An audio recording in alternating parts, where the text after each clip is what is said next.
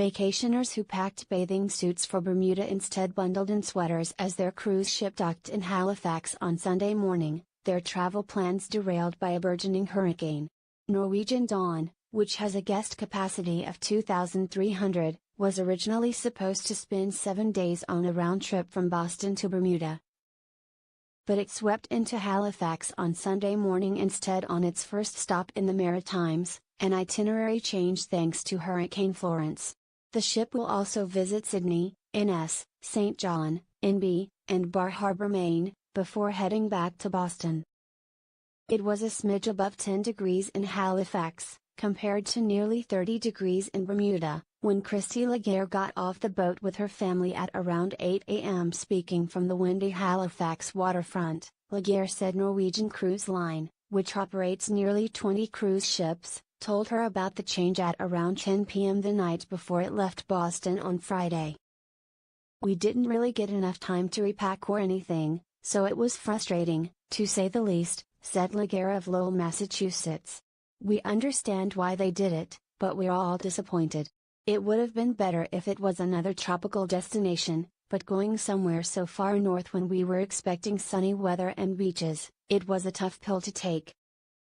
Instead of white sand and palm trees, Atlantic Canadian beaches are more known for their rugged coastlines and chilly water. Complicating the issue is the fact that Laguerre's mother uses a wheelchair. "We like to plan ahead, and where we've been to Bermuda before, we planned everything, knowing what we can and can't do with my mom," she said. "Coming here, it's completely unknown. We're not even doing excursions because we don't know what's accessible for her." Laguerre said she inquired about a partial refund, but Norwegian Cruise Line told her passengers would not be compensated. A Canada and New England cruise cost several $100s less than a Bermuda one, Laguerre said. The cruise line also changed the itinerary for another ship, originally scheduled to travel from New York to Bermuda. Norwegian Escape will instead dock in Florida and the Bahamas. In an emailed statement, the company said they reserve the right to cancel or change itineraries as needed without liability, and their guests are made aware of this stipulation and provided with their terms and conditions at the time of booking. "The safety and security of our guests and crew is always our top priority," they said. "While we recognize these itinerary changes may be disappointing, our onboard teams are prepared to ensure the best vacation experience possible given these weather-related necessary changes." Accommodating last-minute port calls during hurricane season isn't uncommon in Halifax, according to Halifax Port Authority spokesman Lane Ferguson. "It's one of those things that happens a few times over the course of the season," he said. "It really depends on the situation and what the captain and the cruise line decide to do, and we will work accordingly to do our best to accommodate." He said the port can see upwards of 5 cruises on a busy day, not counting for the smaller boats that make their way into the harbor.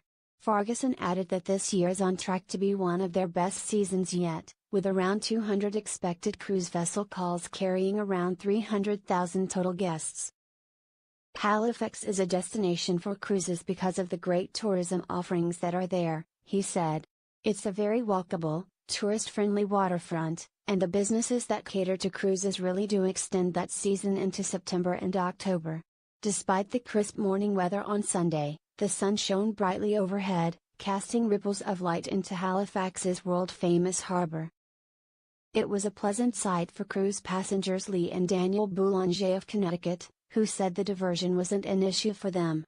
Even though they were looking forward to balmy Bermuda weather, Lee Boulanger said she trusts the cruise line's decision to head north instead to avoid the hurricane, which is expected to track near Bermuda and portions of the U.S. as it gathers strength this week. "We're really glad they made the call. They're the experts, they know what the ship can handle," she said. "We would have been on a very unpleasant cruise if we were headed south. We're both pilots, we understand weather and safety, so we're completely okay with the change of plans." Although her husband is originally from Canada, neither of them had ever been to Nova Scotia, so Lee Boulanger said they were excited to take in a new experience. "We're here to enjoy places we've never been before," she said. Daniel Boulanger added, "It's a very nice alternative. We're going to make the most of it."